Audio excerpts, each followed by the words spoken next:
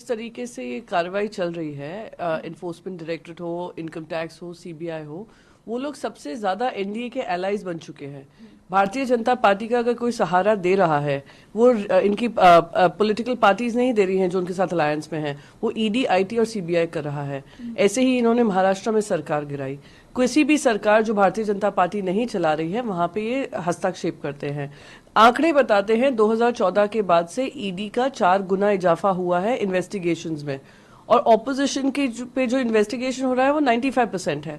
तो वो जो कह रहे हैं बिल्कुल सही कह रहे हैं। अजीत पवार को 48 घंटे पहले आप कहते हैं 70,000 करोड़ का घोटाले में शामिल है, खुद प्रधानमंत्री कहते हैं। 48 घंटे के अंदर अंदर वो बीजेपी के साथ मिल जाते हैं। तो जब बीजेपी का वॉशिंग पाउडर का इस्तेमाल होता है तो वो उनको क्लीन चिट मिल जाता है, और जो लोग उनके खिलाफ बोलते हैं उनके ऊपर ईडी के छापे लगते हैं। संजय सिंह की जो पुलिस कस्टडी है, ईडी कस्टडी है, वो क्लियरली पॉलिटिकली मोटिवेटेड है और विंडिक्टिव है। जी, इसके साथ ही मैम एनसीपी प्रफुल्ल पटेल जी ने तो एक स्पीच में ये भी कह दिया था 30 सितंबर तक उनके हाथ में सिंबल भी होगा और पार्टी का नाम भी होगा।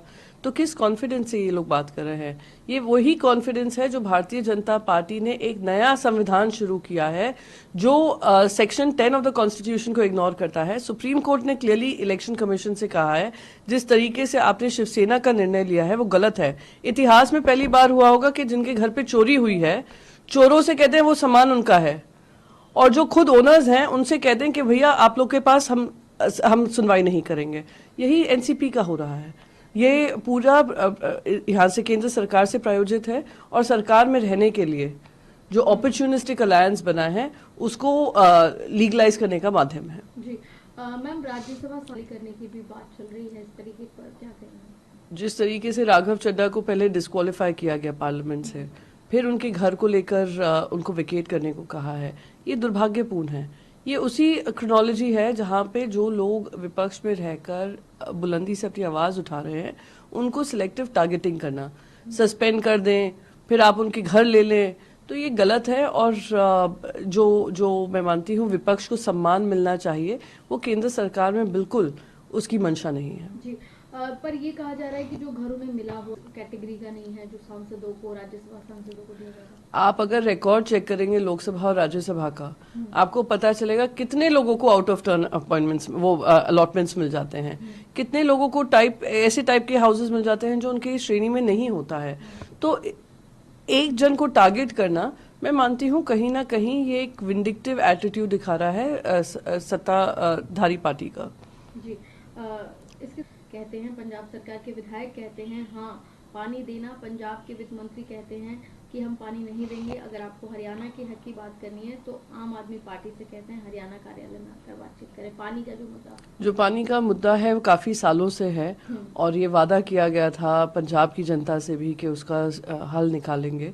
मैं उम्मीद करती हूँ ये मामला सुप्रीम कोर्ट में भी है, ये मामले की जल्द से जल्द सुनवाई होगी और इस पे इस तरीके का राजनीतिकरण नहीं होगा।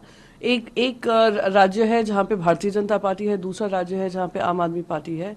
इसके चलते जनता हरियाणा की हो या पंजाब की हो, उनका किसी तरीके से तकलीफ नहीं होनी चाहिए, यही उम्मीद करूंगी। जी, बिहार में जो जाति सुप्रीम कोर्ट में कोई उसको लेकर गया है, किसी ने पिटीशन किया है, और जो याचिका दर्ज हुई है उसको लेकर सुनवाई जो होगी ही। पर साथ ही साथ ये याद रखना है 2011 में भी जाति जनगणना हुई थी जिसके आंकड़े हमारे पास ये केंद्र सरकार ने अब तक रिलीज नहीं किया है।